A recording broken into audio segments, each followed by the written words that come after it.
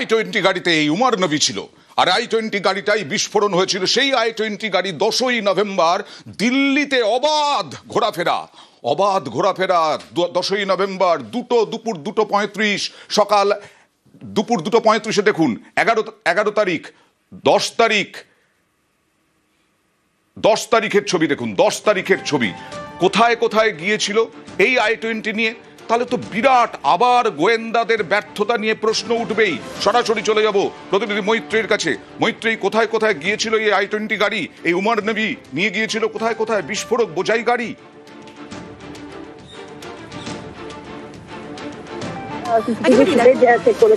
প্রায় 1300-রও বেশি CCTV footage check করেছে দিল্লি পুলিশ এবং গোয়েন্দারা, এবং তারা যেটা দেখেছে যে বদরপুর থেকে ইস্ট দিল্লির একাধিক জায়গা, ময়ূরবিহার থেকে শুরু করে এমনকি বেশ কিছু হাই প্রোফাইল এলাকাতেও কিন্তু ঘুরেছে উমর নবী তার গাড়ি নিয়ে। এবং তার মধ্যে লোদি রোড, ইন্ডিয়া গেটের মতো জায়গা রয়েছে, কনট প্লেসের মতো জায়গা রয়েছে, তুর্কমান মস্ক বা তুর্কমান মসজিদের এলাকা রয়েছে। ফলে একাধিক হাই প্রোফাইল জায়গায় সে ঘুরেছে, এবং শুধু ঘুরেই নি, অবাধে ঘুরেছে সেই বিষয়টাই কিন্তু বলা চলে। এবং কোথাও তাকে চেক করা হয়নি। এবং এই মুহূর্তে যে সিসিটিভি তুমি দেখাচ্ছ সেটা কিন্তু আসার আলী রোডের, যেটা এই তুর্কমান গেটের লাগোয়াই একটি রাস্তা, সেই রাস্তাতে, অর্থাৎ এটা সেন্ট্রাল দিল্লির একটি জায়গা, সেখানে এই গাড়িটিকে পাস করতে দেখা যাচ্ছে 2:35 নাগাদ। আমরা জানি যে 3:18 নাগাদ লালকেল্লার পাশের যে পার্কিং লট, সেখানে গাড়িটি পার্ক করা হয় এবং সেখানেই 3 ঘন্টা ছিল এই ঘাতক i-20 গাড়িটা। ফলে যেটা গোয়েন্দারা মনে করছেন যে এই পার্কিং লটের দিকে যাওয়ার সময়কারই এই ফুটেজ, এবং সেটা এই মুহূর্তে প্রকাশ্যে এসেছে। গাড়ি নিয়ে ঘুরে বেড়ালো উমর নবী। আরো একটি গাড়ি দেখাবো আপনাদেরকে। আমরাই দেখিয়েছিলাম আল-ফালাহ বিশ্ববিদ্যালয়ে ডক্টর শাহিন সাঈদের নামে এই গাড়ি। ঠিকানা কোথাকার? এই বিশ্ববিদ্যালয়েরই ঠিকানা।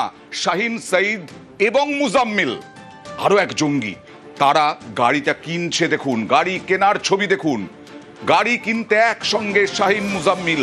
তার মানে ফরিদাবাদে ওই আল-ফালাহ বিশ্ববিদ্যালয়ে এত কিছু হয়ে গেল। মৈত্রী, তুমি বলছিলে 1 কিলোমিটার দূরেই থানা, কোনো টের পাওয়া যায়নি?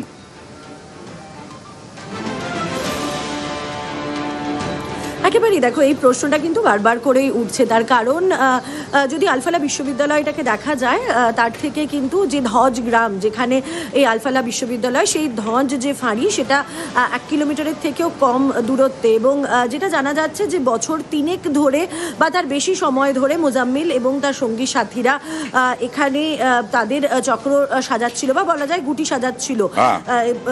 এবং এই শাহিন সাঈদ সেখানে 1.5 বছরেরও বেশি কাজ করেছে।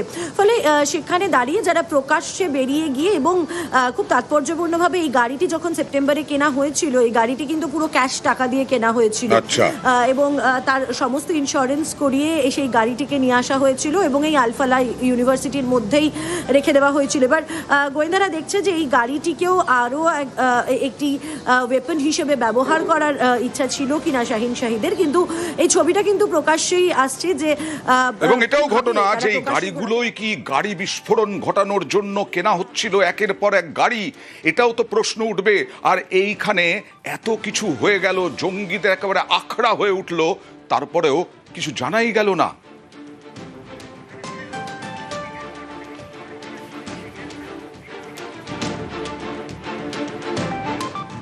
আর দিল্লি বিস্ফোরণে উমরের সহযোগী গ্রেফতার উমরের সহযোগী জাসির বিলাল ওয়ানি।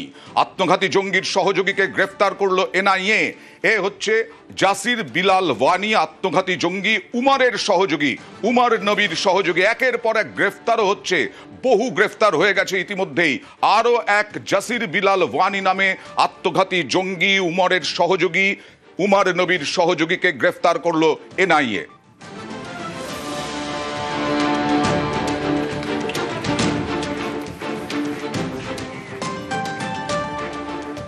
আর আলফালা বিশ্ববিদ্যালয়ে আজকে ইডি গেল, কারণ এই যে জঙ্গিরা তাদের মডিউল যে ফরিদাবাদে আলফালা বিশ্ববিদ্যালয়ে তৈরি হচ্ছিল তার পেছনে টাকার পর টাকা কোথা থেকে আসছিল।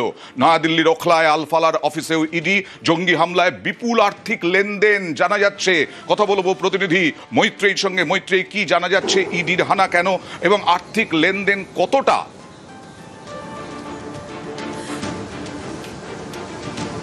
দেখো, গত বৃহস্পতিবারই এনফোর্সমেন্ট ডিরেক্টরেটকে নির্দেশ দেওয়া হয়েছে, গত শুক্রবারই এনফোর্সমেন্ট ডিরেক্টরেটকে নির্দেশ দেওয়া হয়েছিল যে এই আলফালা বিশ্ববিদ্যালয় এবং যেটা একটি ট্রাস্ট নির্ভর এবং সেই আলফালা বিশ্ববিদ্যালয়ের মাফ করবে, গত বৃহস্পতিবার নির্দেশ দেওয়া হয়েছিল এনফোর্সমেন্ট ডিরেক্টরেটকে যে এই আলফালা বিশ্ববিদ্যালয়ের টাকার উৎস কী এবং এখানে যে ধরনের দুর্নীতি রয়েছে এর পেছনে কোনো টাকার উৎসের পেছনেও কোনো বড় কোনো করাপশন রয়েছে কি না সেই বিষয়টা খতিয়ে দেখার জন্য, এবং সেই কারণে এনফোর্সমেন্ট ডিরেক্টরেট তারা দায়িত্ব নেয় এবং তারপরে আজকে সকাল থেকে এই বিশ্ববিদ্যালয়ের যেটা হেড অফিস যেটা ওখলায় রয়েছে এবং তার সঙ্গে সঙ্গে বিশ্ববিদ্যালয়ের ক্যাম্পাস সহ প্রায় 20 থেকে 25টি লোকেশনে এনফোর্সমেন্ট ডিরেক্টরেটের অফিসাররা পৌঁছেছেন এবং তারা তল্লাশি করছেন বলে আমরা এনফোর্সমেন্ট ডিরেক্টরেট সূত্রে জানতে পেরেছি। আর দিল্লি বিস্ফোরণে কারা জড়িত? ডাক্তার জঙ্গি। আর সেই কারণেই আজকে জম্মু কাশ্মীরে বিভিন্ন হাসপাতালগুলোতে লকার পরীক্ষা করা হলো, বিভিন্ন নথির খোঁজে নজরে ডাক্তারদের লকার, ডাক্তারদের হাসপাতালের লকার খুলিয়ে তল্লাশি, ভাঙা হলো দীর্ঘদিন ধরে বন্ধ থাকার লকার, ডাক্তারদের বন্ধ লকারে মিলতে পারে নথি, এরকমটাই মনে করছেন তদন্তকারীরা। আবার জঙ্গিদের খোঁজেও উপত্যকায় তল্লাশি। हमारा तो पहले से चल रहा था, बट दिल्ली ब्लास्ट से और थोड़ा सेंसिटिव हो गए, और भी हमने जो जहाँ जहाँ अलमीरा पड़ी है खाली है, आज भी हमने सुबह एक अलमीरा तोड़ी है, ब्रांड न्यू अलमीरा थी, लाख गुम हो गया, डॉक्टर ट्रांसफ़र हो गया, तो हमने अपनी कमेटी बनाई है, सिक्योरिटी वाले भी, लोकल पुलिस वाला भी होता है हमारा, उसको भी साथ रख के खोलते हैं, मास्टर की बनाएंगे और दोबारा किसी को अलर्ट करेंगे। গ্রেফতারের পর গ্রেফতার হচ্ছে এবং জঙ্গিদের খোঁজও চলছে। উপত্যকায় তল্লাশি, জম্মু কাশ্মীরে কেন্দ্রীয় এজেন্সির, শ্রীনগর, অনন্তনাগ, কুলগাম সহ বিভিন্ন জায়গায় হানা। দিল্লি বিস্ফোরণের ঘটনায় উপত্যকায় তল্লাশির পর তল্লাশি, মাঝে মধ্যে সেনার তল্লাশি, পুলিশের তল্লাশি চলছে। এবার একটু আবহাওয়ার দিকে নজর রাখি, কারণ কলকাতার সর্বনিম্ন তাপমাত্রা কিছুটা বাড়লো। তাহলে কি শীতের আমেজ আর থাকবে না? কি বলছে হাওয়া অফিস, জানাবে সান্নিক রয়েছে সঙ্গে। সান্নিক, দেখো, শীতের একেবারে প্রাথমিক স্কেল যদি আমরা দেখি, শীত কিন্তু শুরুর দিক থেকে বেশ ভালোই অনুভূত হচ্ছে, শুধুমাত্র শহর কলকাতা নয়, গোটা রাজ্য জুড়েই। তাই সেই জায়গাতে কিছুটা হলেও একটু সেই আমেজটা ব্যাহত হবে তা বলা যায়। আজ থেকে আগামী 4-5 দিন কুয়াশার দাপট থাকবে রাজ্য জুড়ে, মূলত পশ্চিমের জেলা এবং উত্তরবঙ্গের পার্বত্য জেলাগুলোতে কুয়াশার দাপট থাকবে, তেমনটাই কিন্তু আলিপুর হাওয়া অফিস জানিয়েছে। এবং ঠিক সেই কারণে তাপমাত্রা কিছুটা বৃদ্ধি পাবে, সর্বনিম্ন তাপমাত্রা 1 থেকে 2 ডিগ্রি সেলসিয়াস বেশি হবে এবং সকালের দিকে ঘন কুয়াশার দাপটের কারণে বেশ কিছু জেলার দৃশ্যমানতার অনেক ধন্যবাদ। দক্ষিণবঙ্গে যখন কুয়াশার দাপট থাকবে তখন উত্তরবঙ্গে কিন্তু ঝকঝকে আকাশ। দার্জিলিং, শিলিগুড়ি থেকে কাঞ্চনজঙ্ঘার দেখা মিলেছে, ভোরে পাহাড়ি এলাকায় কুয়াশার দাপট।